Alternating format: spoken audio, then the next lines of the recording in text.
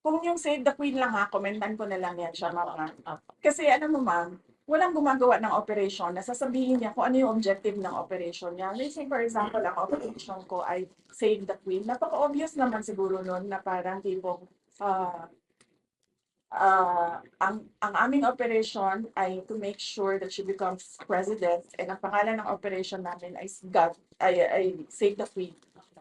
Parang walang tanga na operator na ipapangalan mo sa operation mo ay kung ano yung objective mo.